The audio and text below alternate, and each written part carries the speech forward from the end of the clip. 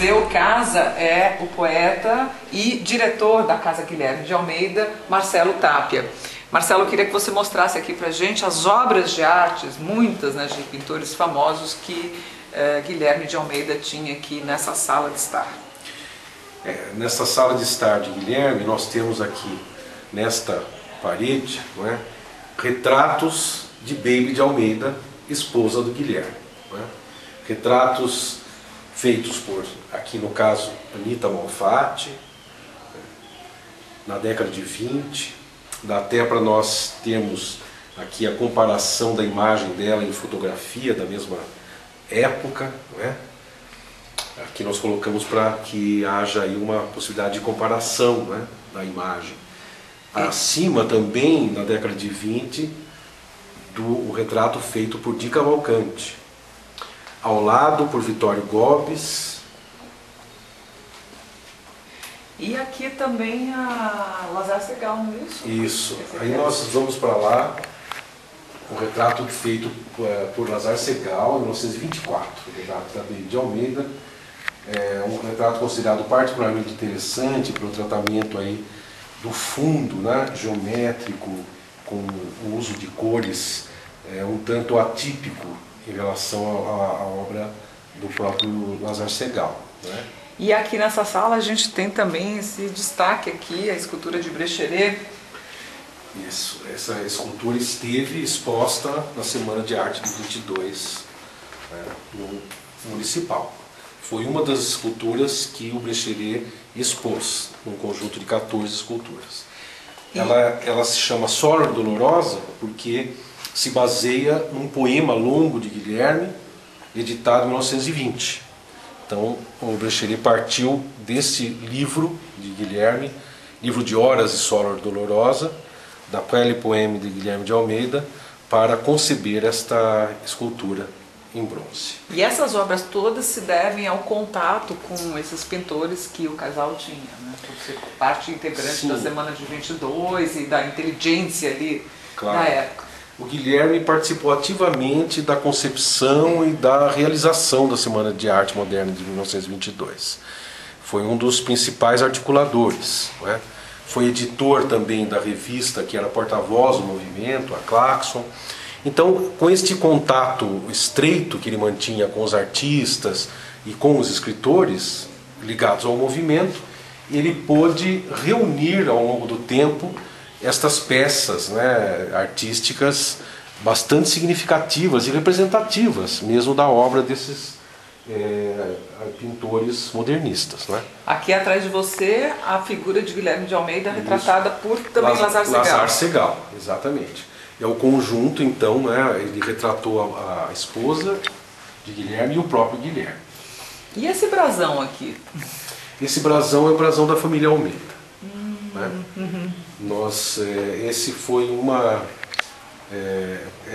das peças, né, uma imagem que foi restaurada nesse processo aí de reabertura da casa. Todas as obras passaram por intervenção de ateliês de restauro, né, contamos também com a colaboração do Laboratório da Pinacoteca do Estado e recuperamos diversos elementos da casa, entre eles este brasão da família Almeida. E diz que ele fez também o brasão de São Paulo, porque ele, além de poeta, cronista, jornalista, gostava de desenhar, ele Isso. fez o brasão de São Paulo. Ele fez o brasão da cidade de São Paulo. O Guilherme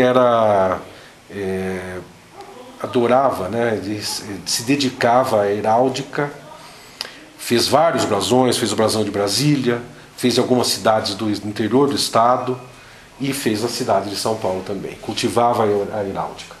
Marcelo, aproveitando aqui esse cantinho, vamos dizer aqui para o público internauta quem era Guilherme de Almeida e um pouco do que tem aqui na coleção de 5.500 livros que ele mantinha e que estão disponíveis para consulta aqui nessa casa. Guilherme é um poeta importante na história da literatura brasileira, não só por ter participado do movimento modernista, né, mas também porque foi um poeta que cultivou a tradição ao mesmo tempo em que estava antenado para a modernidade. Ele estabeleceu sempre uma espécie de ponte entre a tradição e a modernidade. Guilherme foi um exímio versificador, tanto do verso livre quanto do verso medido, né, dos padrões tradicionais de poesia. Isso, inclusive, é exaltado por Manuel Bandeira, outro amigo seu, né?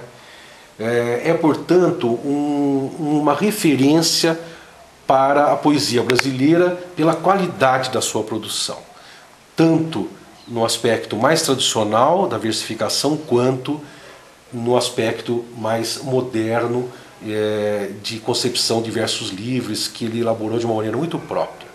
O último livro de Guilherme, por exemplo, deixado inédito e foi lançado pela Casa Guilherme de Almeida em dezembro, né, quando reabriu, é um livro que estava dialogando com a vanguarda da década de 50 e 60.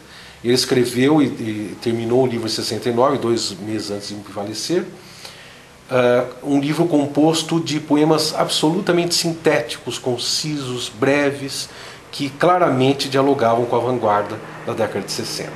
Estava, portanto, sempre antenado, né, com as tendências do tempo.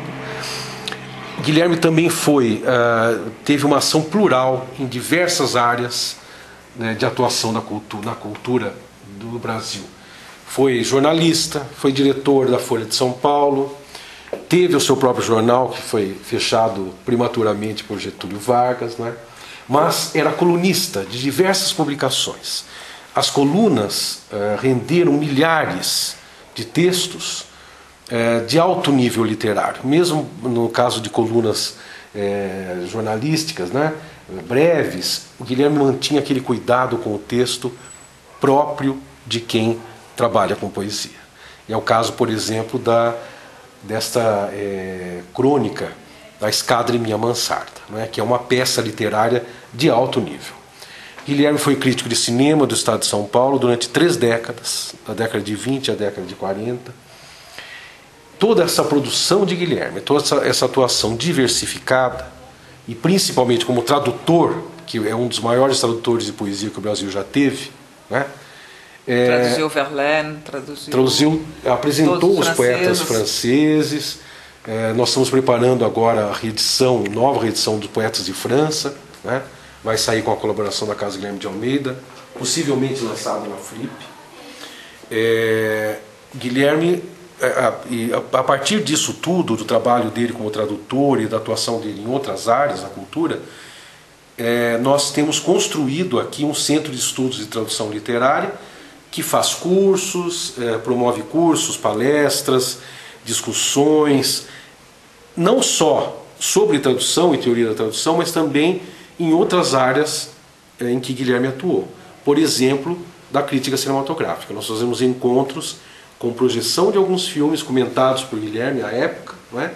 E discutimos, então, a partir do filme e da crítica de Guilherme, nós discutimos a obra, não é? Isso tem, então nós temos aqui um campo de atuação amplo, porque o leque de atuação do Guilherme é bastante amplo.